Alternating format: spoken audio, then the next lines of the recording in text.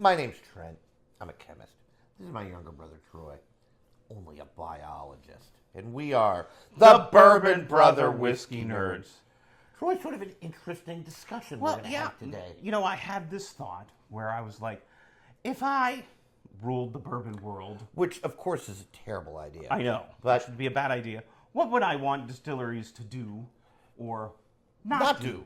Right. Or start doing that they aren't doing. Right. Or stop doing that they are. Right? Exactly. So we're going to talk a little bit, and I'll kind of kick us off here a little bit, because I would like Jim Beam to bring back Old Crow and resurrect it from the bottom shelf mixer land that it exists 80 in. proof crap. Whatever it is, right? something like that. So Old Crow is a major historical brand from there was the a guy, 1700s. There was a guy by the name of James Crow. That was him. And I mean, I love the history of bourbon whiskey and rye whiskey, but bourbon whiskey we're talking about as well, obviously. And it is really neat when those old named products come back into their fore, right? Like James Pepper's doing. Well, right, and good for those people. Absolutely. Right? Like they've taken a distillery that dates back to legitimately the 1700s and resurrected the name, Old Pepper, James E. Pepper. And it's good whiskey. Yeah. Right? And I like James E. Pepper stuff. We've talked about it on the channel before. And for keep in mind, I'm not asking them to do it like, it doesn't need to be some uber limited release. I actually don't want it to be. I would prefer it I would prefer it to be like a bottled in bond 6 to 8 year expression for like no more than $60. Right. If Jim Beam, if you're listening, do that and give me credit. Correct. Yeah. Right. Yeah, we'll take some royalties too. Right? Or send us a sample bottle and we'll try. Really, it. we don't need a lot. BBWN37@gmail.com. Couple bucks, a bottle for free. But no, Old Crow or some of those other great names in whiskey being re-released by a legacy distillery. Yeah.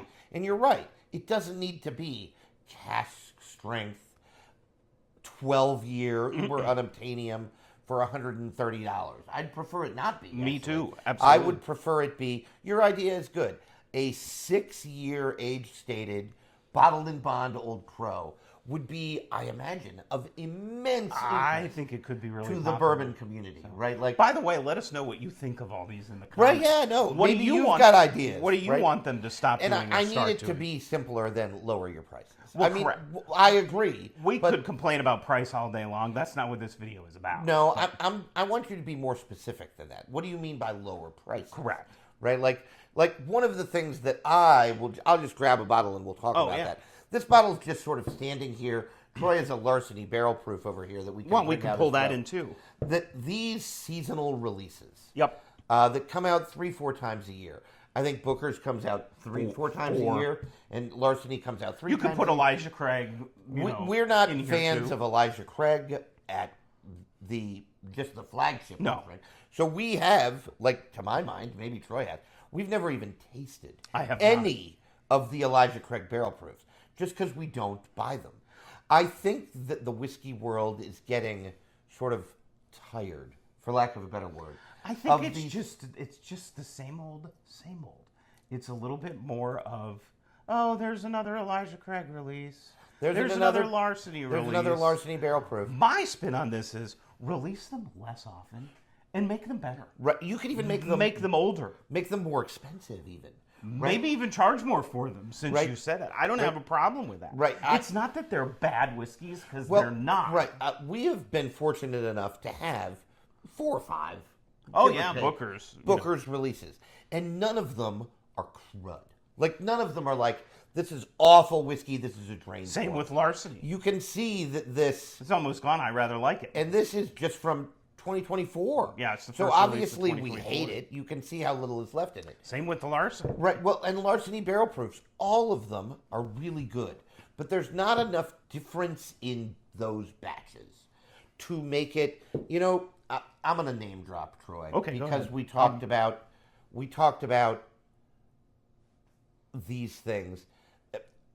The newest Booker's release, I think it's the Oh, it's a litter book. 2025-02 Yep. is out. And it was reviewed by Jason C. on the Mash and Drum. And if you're unfamiliar, I don't know what you're doing with yourself. You should totally go and subscribe to Jason's channel on the Mash and Drum in addition to subscribing to the Bourbon Brother Whiskey Nerds. But he did a review of the Booker's release. I'm sorry, I'm wrong. No, the Booker's release, and he was like, you know what? It's a skip for me.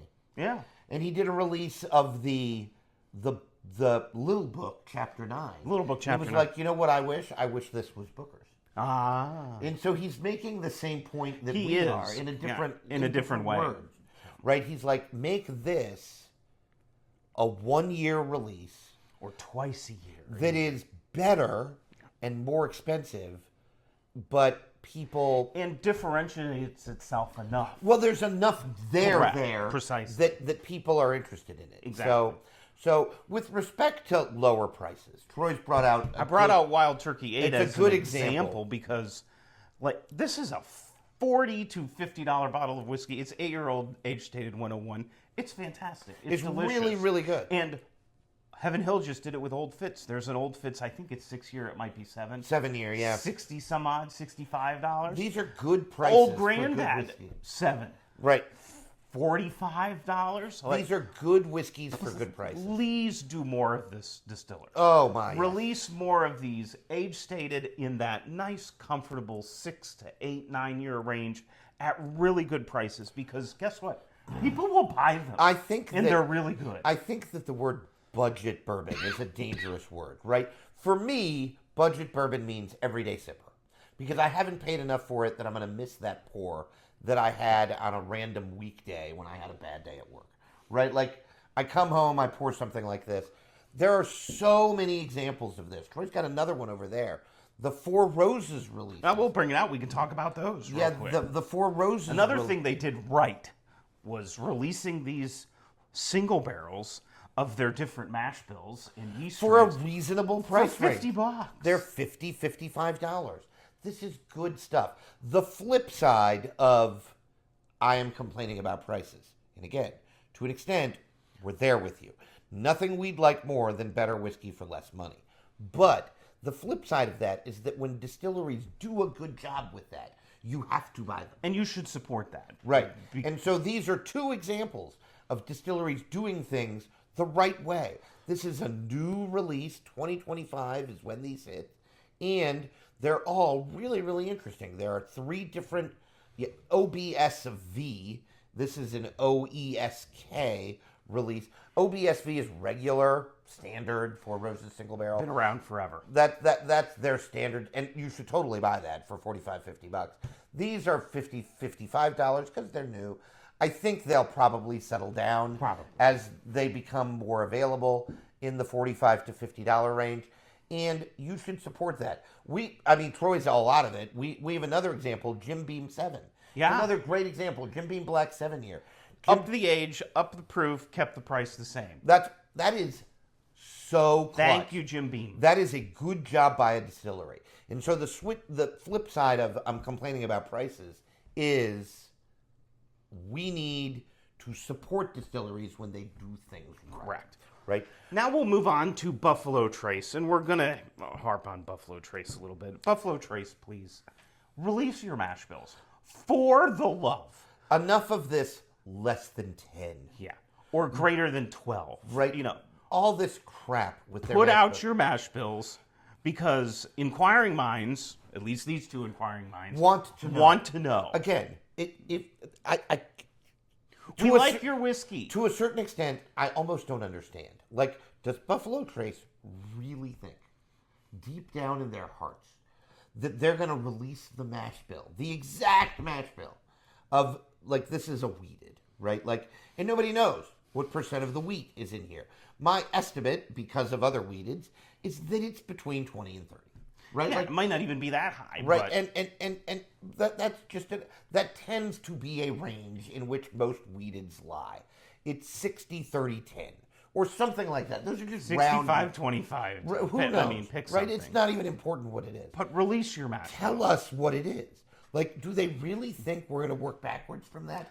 to doubt get it. the Buffalo Trace secret formula and like klepto their I whiskey? just think it's adding mystique that is conjured up in some marketing guru's head. It's so ridiculous. I don't understand. This is an example of one of their rye. This is the low rye mash bill. It's less than 10.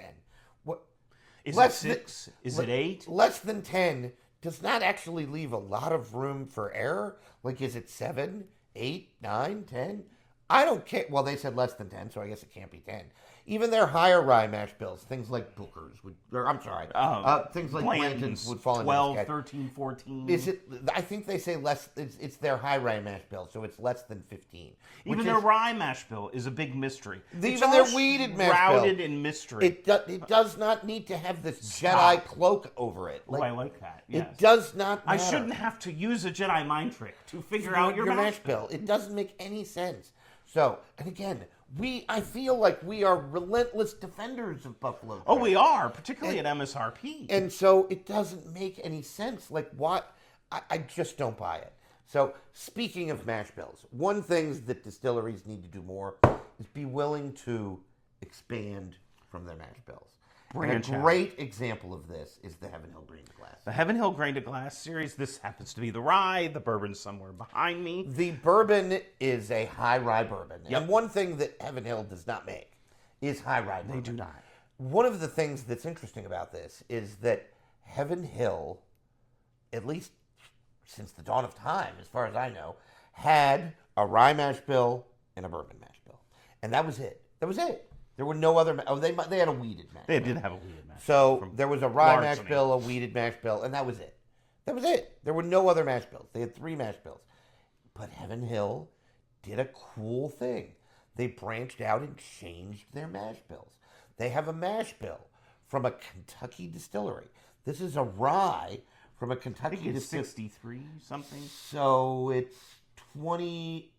63, 24, 13. 24% rye? That's 63% rye. So that's a really, really cool.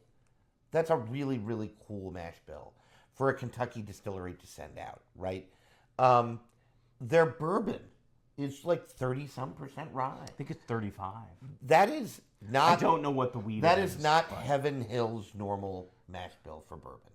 And when distilleries do things like this, I think we need to support it. I think we need to say, you know what?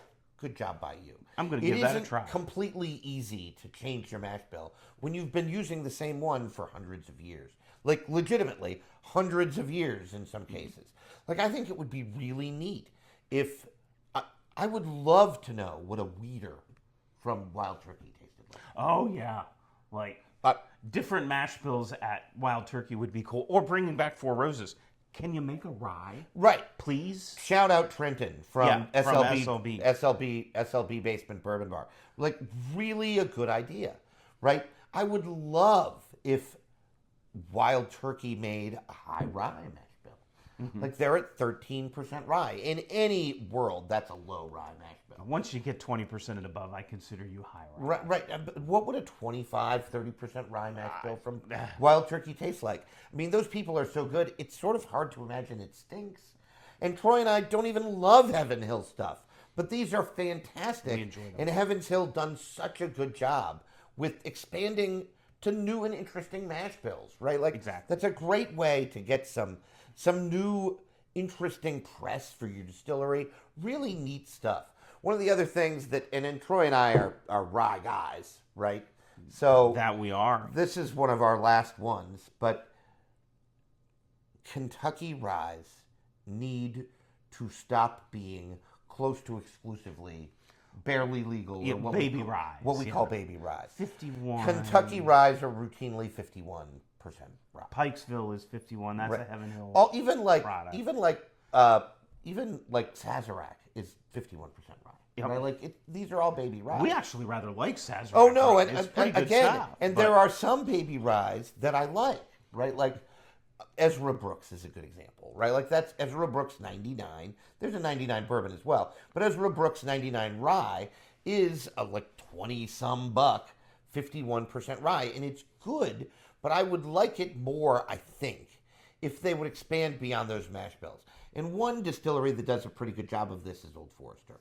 Old Forester Rye is a Kentucky rye, obviously. We were there. It's right in the heart of downtown Louisville. Downtown Louisville, right on Whiskey Row. I don't remember off the top of my head what the mash bill like on is. It's like 2/3 rye. But it's definitely not 51%. It's 2/3 rye. It's like 65, 66% rye. Good job by Old Forester. More of this, Kentucky Distilleries. This goes into expanding your mash bills. Heaven Hill, grain to glass rye. All of a sudden, they went from 51% rye, which is what, like, Pikesville is, and to 63. To 63. And it made one of our ryes of the year last year. It was that good. Distilleries, more of this. Speaking of ryes that made our rye of the year, this also did. So good. You don't have to buy one of the single barrel proofs, although you should. You should. If your budget allows. You can buy Old Forester 100 rye. That is a fantastic product for like $30. It's 100 proof. It's not a single barrel proof, but it's still 2/3 rye. It's so well done by these Kentucky distilleries. They make those mash bills different. These are things we need more of in the whiskey community. So as Troy said, folks, as we start to close here, what do you want to see? Right. I want to know. Right. What do you want them to stop doing? What do you want them to do? What do you want them to make? What would attract your purchasing dollars? Your shopper dollars. That's right. Your shopper dollars. Thank you. What would cause you to go, huh? That's I'm going interesting. to have to buy that. That's and it's not this unobtainium $200 bottle. The other thing they could stop doing is raising prices. Just in general. Obviously, prices of everything are but going everything's up, more expensive. right? So I'm not sure that's only the bourbon community's fault. I don't think right? it is. I would Inflation agree with that. is a real thing, right? I don't want to get into. But Russell's Reserve 13 for $200. Come on. I remember a couple years ago. I know MSRP was $150. Oh, and I think it started at $70. It was $150. I don't think it's cost you 3 times as much to make that 5 years later. And $150 for Russell's 13, I think makes some sense. $200 for Russell's 13. Now you're thinking about it, right? So a really interesting debate that we could talk about here about. And keep the debate going. Again, in the comments, tell us. We'll have a conversation with you. Right, we could come back and do a viewer suggestion. Absolutely. Subscriber. That's a great idea. That would be a lot of fun. As a matter of fact, that's a promise. We get 6-8 suggestions. And we will do that video. We will do that video. Yep. And we'll mention you because on air, give our live. thoughts about your take. Even if we disagree, I'll talk about it. Absolutely. Right? Maybe I'll agree. You never know. Maybe you have a better idea than us. We're not all that intelligent, right? We're not stupid people, but I don't pretend to be God's gift to this. So, yeah. So, as always, folks, please continue to like, subscribe, share with your friends. We're over 100 subscribers now. It's in the 1-teens. Somewhere around in there. And so, please get us up there. We'd love to have your support. We try to mention other whiskey tubers that you should go and subscribe to as well. We did that today, and we do that other days. Go see SLB Drinks. Kurt and Trenton are great. Go see the Mash and Drub. That guy has 100,000 followers, I think. Good for him. Jason does a great job. He does a great job. Go subscribe to his channel. But continue, as always, to like what you drink. And drink what you like. We'll see you next time, folks. Bye now.